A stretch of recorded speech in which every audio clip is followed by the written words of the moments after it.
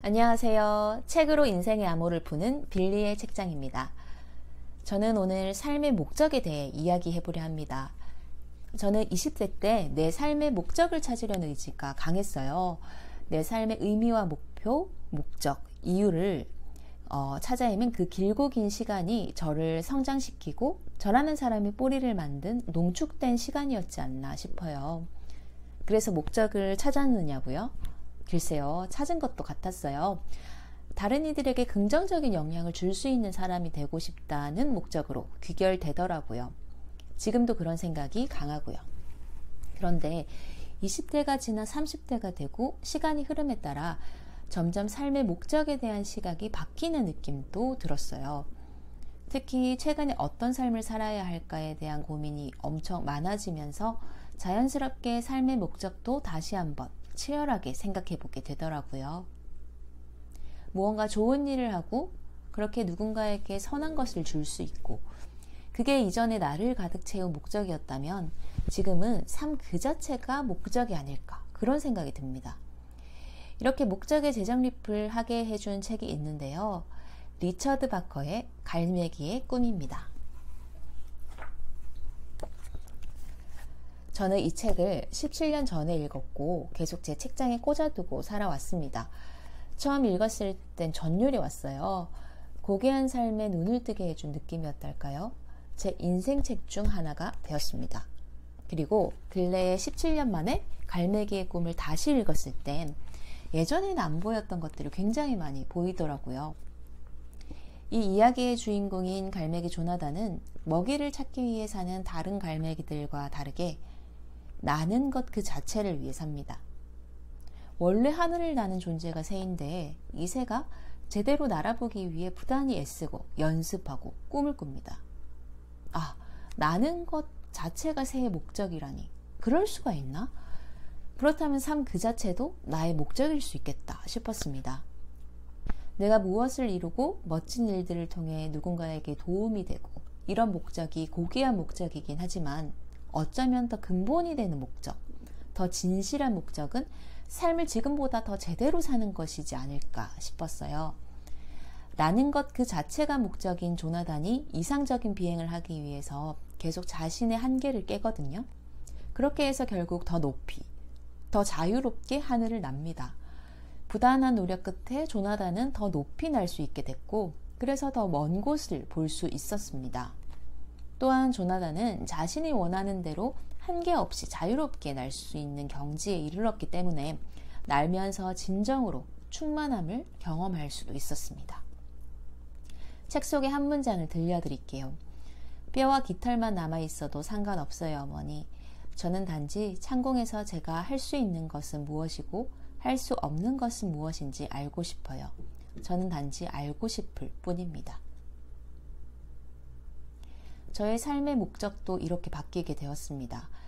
삶을 충만하게 경험하는 것, 이게 새로운 제 삶의 목적입니다.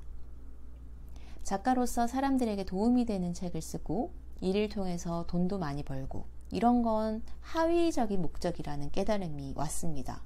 제 목적은 삶을 더 많이, 더 자유롭게 경험하는 것입니다. 삶 자체가 이제는 목적인 거죠. 자유는 모든 존재의 본질 같아요. 자유롭게 날기 위해 분투했던 조나단처럼 내 목적도 내 삶을 더 자유롭게 사는 것입니다. 그 자체입니다. 저는 여행을 많이 다니고 싶은데 그 이유는 여행을 하면 삶의 새로운 것을 어느 때보다 많이 경험하게 되고 삶과 지구의 경이로움을 깊이 느끼게 되기 때문입니다. 삶을 더 깊이 음미하는 시간이 되는 거죠. 책 속에 있는 한 문장을 더 읽어드릴게요.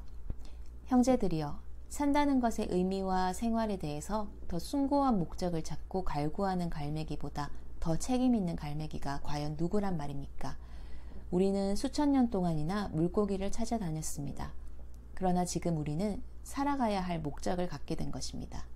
배우고 발견하고 그래서 좀 더 자유롭게 되어야 할 이유를 가지고 있는 것입니다. 마지막 문장이 특히 인상적이었어요. 배우고 발견하고 그래서 좀 더 자유롭게 되어야 한다는 것. 이게 제가 해야 할 일이라는 확신이 들었습니다. 너무 내가 아웃풋에만 몰두하고 있었구나. 이걸 인식하게 됐어요. 좋은 책을 쓰고 무언가 유의미한 성과를 내고 이런 것을 최종 목적처럼 바라보고 달려왔던 거죠. 그런데 배우고 발견하고 그래서 좀 더 자유롭게 되는 건 어떻게 보면 인풋이잖아요. 결과보다 과정이 중요했던 거죠.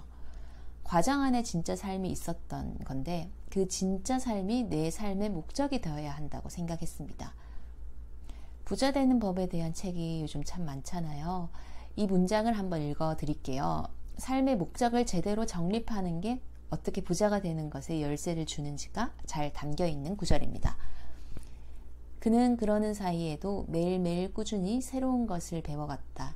그는 유선형의 고속낙하로 바다 밑 30m 깊이에 모여서 헤엄치는 귀하고 싱싱한 물고기들을 발견할 수 있었다. 그는 이제 고깃배를 쫓아가거나 상한 빵 부스러기를 쪼아 먹지 않아도 살아갈 수 있게 되었다. 저는 이 문장을 읽고 돈 자체를 목적으로 하고 달리는 건 오히려 고깃배를 쫓아가거나 상한 빵 부스러기를 쪼아 먹는 일이라는 생각이 들었습니다. 잘 나는 법을 배워서 유선형 고속낙하를 할 수 있게 되면 바다 밑에 싱싱한 물고기들을 먹을 수 있는 거잖아요. 이 책에서 저는 초월이라는 메시지를 발견했는데 이런 게 바로 한계를 깨고 틀 밖으로 나가는 것, 초월하는 것에서 비롯되는 진짜 성공이고 진짜 돈을 제대로 버는 방법인 것 같아요. 어떻게 하면 더 괜찮은 고깃배를 쫓아갈지, 어떻게 하면 빵 부스러기가 더 많은 곳을 찾을 수 있을지 그런 고민을 하지 말고 그 시간에 제대로 나는 법을 익혀야 하지 않을까 싶어요. 끝으로 삶 그 자체가 목적이라는 말이 잘 와닿지 않거나 뜬구름 잡는 것처럼 모호하게 느껴지시는 분들이 있다면 아니면 이해는 되지만 그럼 삶의 목적을 위해서 어떻게 해야 한다는 말이냐 궁금하신 분들이 있다면 그분들에게 이렇게 바꿔 생각해 보는 걸 제안드려요. 조나단이 자기는 나는 것 그 자체를 사랑한다고 했거든요. 그러고 또 자기 제자에게 이런 말을 했어요. 삶을 사랑하라고. 내 삶을 더 사랑하게 만드는 것들이 있잖아요. 그걸 찾아보세요. 그게 여러분의 삶의 목적의 결정적인 징검다리가 될 것입니다. 내가 자유로운 생활을 할 때 그 삶이 더 사랑스러운지, 그림을 그릴 때 내 삶이 더 사랑스러운지, 여행을 할 때 그런지 그걸 찾으시고 더 많이 해보세요.